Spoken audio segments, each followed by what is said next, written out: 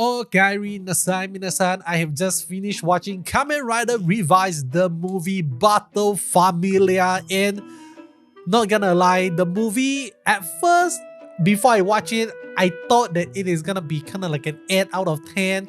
When I finished watching it became 7 out of 10. But the 7 mark that it has, all thanks to one single scene boosts it from a 4 to a 7, and that scene is when they throw Ortega onto the barrier itself. That is like the best scene of the entire movie. When I saw that, I was like, God damn! That has to earn 3 points into my rating itself, because all of us had Ortega and we just want to see him get tortured by the people itself. This is so funny, so dumb. I love it, but there is also a lot of negative in the movie itself. I don't want to be the person that actually critique, or should I say just say everything that Kamen Rider produced is bad, but this movie really didn't stand up to what the trailer actually showed us. And I felt like a few things they could have just took away entirely, and I felt like it would be totally similar. First thing that I felt like they can definitely take away is Nozomu.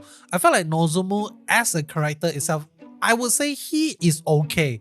As a character, we don't need him to actually become Chimera, but if he still exists in the movie itself as who he is without henshin at all, without like, he can still have the hatred and wanting to revenge against Daimon, it is okay. But I felt like there's really not much of a reason for him to become Chimera at all in the movie itself, other than the simple fact that we need to show him as a as a rider so that they can sell the Birth of Chimera spin-off movie, something like that.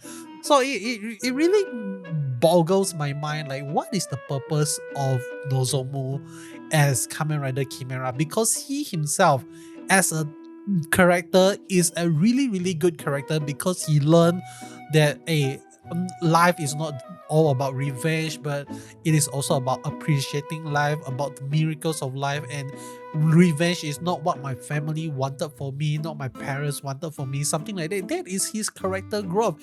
He went from wanting to take revenge to wanting to protect the new life, protect the future of the future generation, something like that. So Nozomu as a character is good, but when he became Kamen Rider, it just doesn't make sense in the entire story of Kamen Rider Revice, because Revice story is all about family, and then out of nowhere this Nozomu guy came out with no connection to them at all, became a Kamen Rider. It just really boggles my mind a little bit, okay? But that is the first thing I felt like they can definitely cut away. The second thing that they can definitely cut away, which is the introduction of Kamen Rider Geats. I felt like this one is very debatable, because this is kind of like a tradition in Kamen Rider franchise already. Like every single movie is gonna introduce the next rider, something like that. So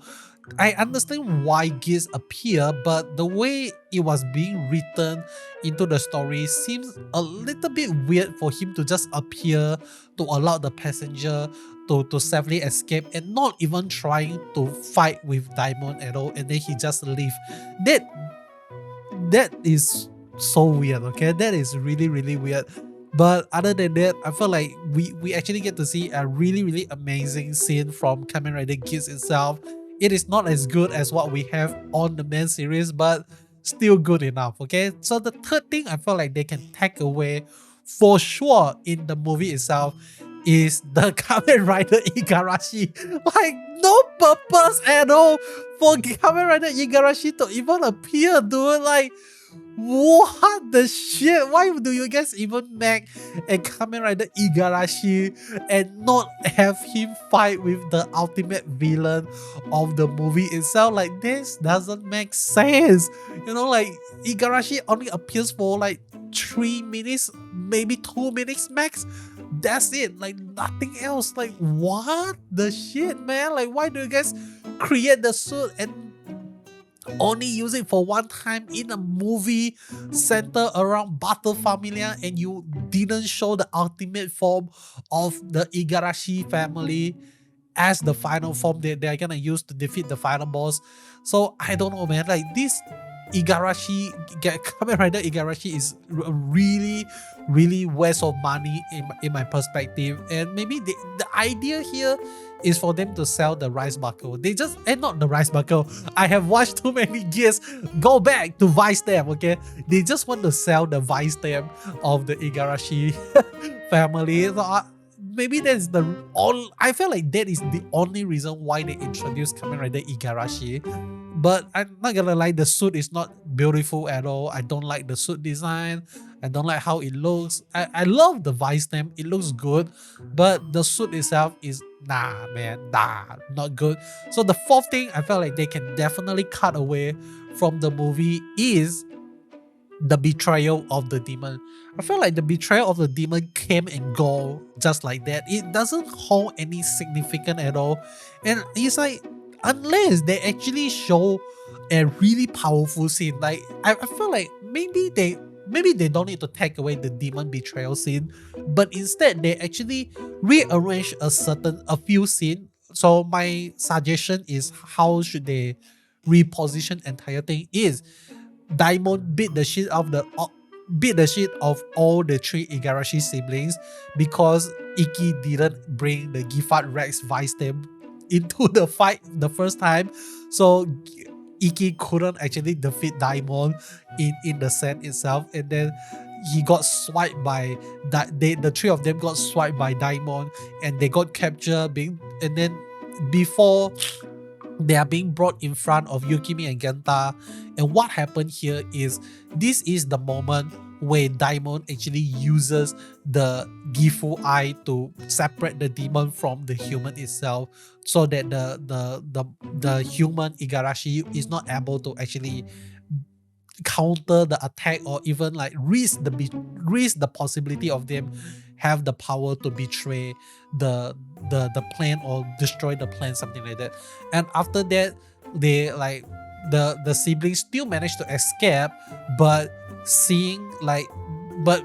escaping halfway, they got stopped by their own demon because they don't want to hurt their own demon. And that is where Yukimi can actually feel like the struggle, and Vice coming to attack Yukimi and all those stuff, and Ikki protecting her.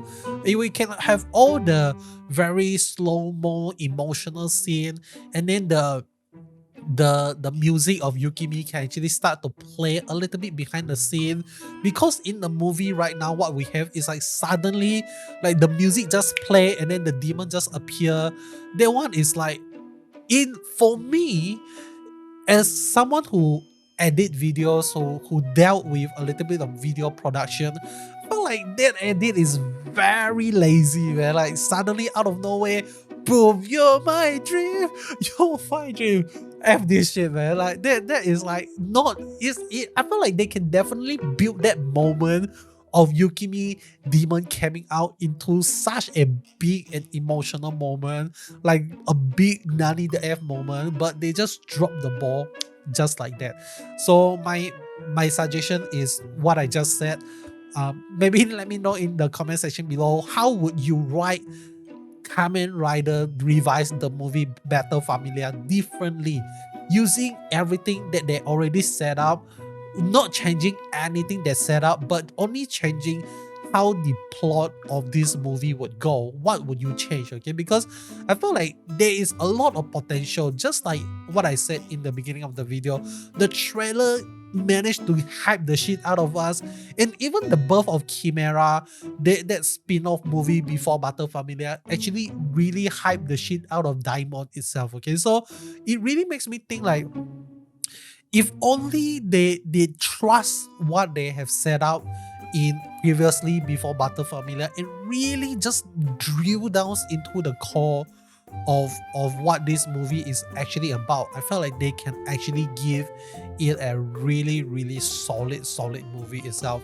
And lastly, I felt like a few other things that, like maybe one thing that I just want to not criticize, like complain about, is what is the main point of Daimon, okay? Because like why would someone like him work together with Chick? It just doesn't make a lot of sense for me. Like Daimon want to judge the war, and he wants to do it because before he can judge the war, he wants to get back his immortality, something like that. So I'm not really sure like what is his end goal here. Like just because Gifu died and now he wants to destroy the war. What? And it's like it doesn't really match his character, because I thought he has given up on humanity. It's like, okay, I don't want to live anymore.